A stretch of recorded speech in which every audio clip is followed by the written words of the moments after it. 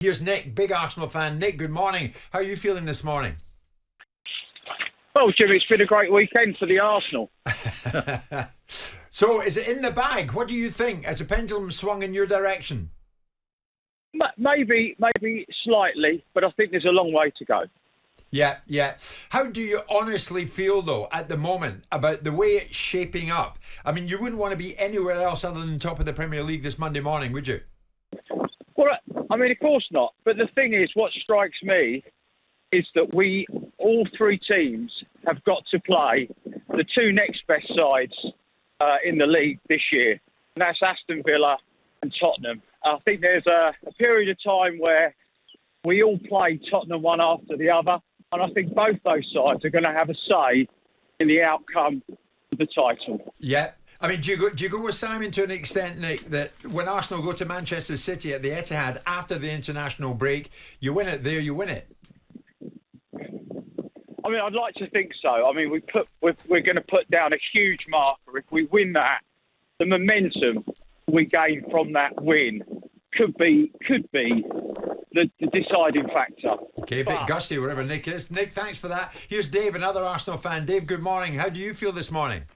Oh, I'm every week I'm feeling brilliant, Jim, because the Emirates is absolutely buzzing and the atmosphere over there is fantastic, and Sky cameras don't pan on the supporters like they do at Anfield, unfortunately. But there you go. But at the end of the day, this young manager, what he's done with his team is absolutely fantastic. I mean, we talk about Klopp and Pep, but it's 2 years running, and he don't really get the recognition he needs. But anyway, I don't think the title's going to be decided at the Etihad. I think Arteta's already factored that game in, that he could drop 3 points. I think when you've got to go to teams like Wolves away, who are doing a fantastic job pushing for Europe, that's going to be a tough game. We've got the North London derby, and it doesn't matter where you sit in the table. A derby's a derby, and anything can happen. So that's going to be a big factor. So I think even if Arsenal do drop 3 points at the Etihad, I think there's still plenty of football points to be won.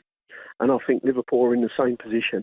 Dave, just before you go, do you think Arsenal are being taken as seriously as title contenders as Liverpool and City? They're never going to be taken seriously, because most of your pundits had the mickey taken out of them during the Invincible season, mate. And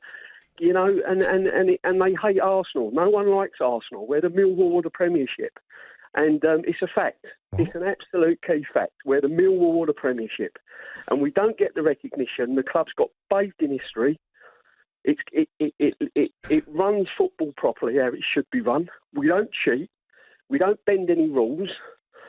And it's one of our clubs in this country, like Everton and clubs like that we should be proud of, and yet it does not get the recognition it needs. Dave, go for it, my son. Simon, what did you make of Dave's comments? What a load of nonsense. I mean, you try to join the European Super League. Don't paint yourselves in a corner where you're just a wonderful football club. The point is everyone respects Arsenal. Everyone refers to Arsenal as the Arsenal. Arsenal have a legacy that goes back to their marble halls and Herbert Chapman and whoever else. It's a unique football club that people value. It just doesn't happen to operate at the level that Liverpool and Man City have over recent years. So this idea that everyone hates Arsenal is nonsense. Well, you called them bottlers last season. Because they did bottle. I looked at the facts, and I analysed the facts, and I put them through a ringer of nuance and gave a balanced opinion. But this idea that you're the Millwall of the Premier League is just laughable. Come on in, Dave. Did you overdo it? Are you happy with that? Listen. I understand where Simon's coming from there, right? And I love Simon to pieces. Don't get me wrong. Honestly, I think he's brilliant. But at the end of the day, this current Arsenal team and this current manager does not get the recognition that we deserve.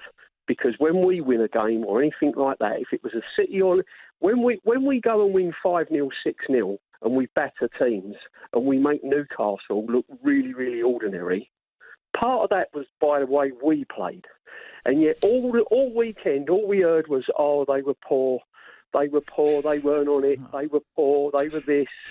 We made them look poor. When we've battered these teams and we've emptied stadiums before half-time, we have done that. Yeah. Dave, yours is a call I am loving. Go on, Graeme. David, the problem you've got is until you get that monkey off your back, and I agree with Simon, it was yours to win last year and you bottled it. And until you get that monkey off your back, I as a football person take you seriously.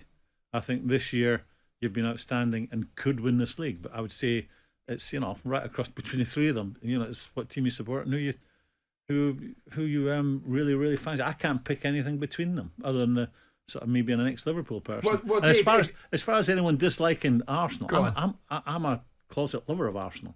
I mean, I think Arsenal have sort of been the benchmark for everyone else. They have been, in my time in football, the class act. Dennis Hillwood, the way, as he alluded to, the way the club was ran, they were a class act. Can I just tell you a quick story?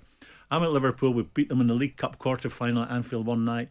My car was parked in the car park, and as I came out of the stadium to get into my car, pitch black, the Arsenal team bus was there. And there was a guy dressed as a chef, and there was silver service laid out on the tables. And I'm looking at this, and we used to get fish and chips on the way home. And we were the best team in Europe at the time. Now, looking at that is class. Arsenal have always been a class outfit. So, Dave, I mean, to finish your call, and we've enjoyed it, if you did bottle it last season, and many would say you did, then you've learnt from that, by the looks of it.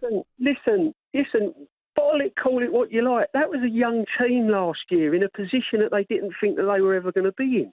You had the likes of Saka, Martinelli. Look at the young kids, even of today. That was a young team. That weren't an experienced Liverpool Man City team at the top of the league bottling it. That was a young Arsenal and a young manager. You've seen the likes of Steven Gerrard and Frank Lampard at big clubs messing it up. This is a young man that was sitting on top of the league, that people were saying if they get into the top 5, he'd be lucky. It weren't bottling it. It was a case of inexperience. Okay, Dave, you're proving to be a very popular caller. How old are you, Dave? Me, I've been supporting Arsenal since I was 50 years of age. I've 50 years I've been supporting Arsenal. 50, all right. So you're a seasoned supporter. Dave, thanks for the call. It was entertaining, was it not? Absolutely. Yeah. But they did bottle it, and you could level the accusation against Liverpool being a very young team in a League Cup final. They didn't bottle it when they came under pressure. Yeah. It's about what you get, an opportunity to take it, you take it. But no one, I don't think, people were universally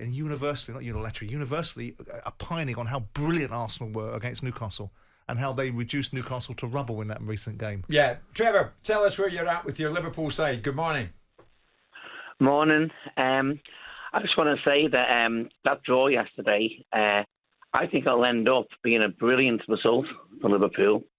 Because I don't mean to disrespect Arsenal.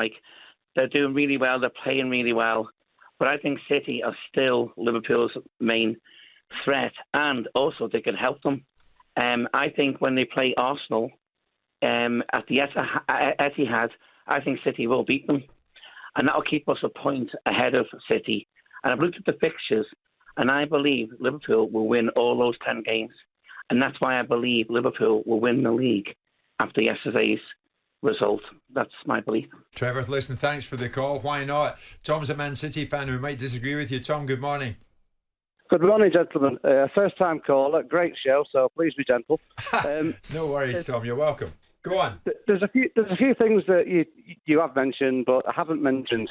The Arsenal game, the winning goal was scored by Havertz, who in my mind should have even been on the pitch. The Jeremy Doku incident, yet they were both in the air. His studs weren't raised, and he did get the ball first. That's the second issue. The third one is the Liverpool penalty. If you slow that down and look at it from all different angles, there was no contact ever made. Okay. Nunes dived over Ederson as he was coming out. The only one that got injured in that was Ederson, and unfortunately he couldn't carry on with the game. So are you going to benefit from City having been in this situation before? Is this what you're telling us, Tom? You're going to win it because you're experienced campaigners? Oh, we've been there and we've done it, but I don't think it's over. I think it's going to go right the way down to the very last kick of the ball, which is amazing, which is great for the league. But I also want to praise the officiating, because there was so many incidents in that game, and they could have slowed it down. Yeah. They could have stopped for many things, but they didn't. They carried on, which made it a fantastic game. Well, Tom, you touched on it there. Go on, sorry, mate, I cut you off. Go on. Unfortunately, I wasn't at the game. I was the only City fan in a pub full of Liverpool fans, and nobody at the end of that game was quibbling about decisions going for or against. They just all thought it was an amazing competition. That's good to hear, Tom. Good to hear. Mind you, you are 6'11". Tom, thank you very much indeed for that. Tom touched on it there, though. Should Kai Havertz have been sent off? Thomas Frank definitely thought so. We'll get into that next. Jim White and Simon Jordan. Monday to Friday mornings from 10 on AM, on DAB, via the talkSPORT app and on your smart speaker. talkSPORT.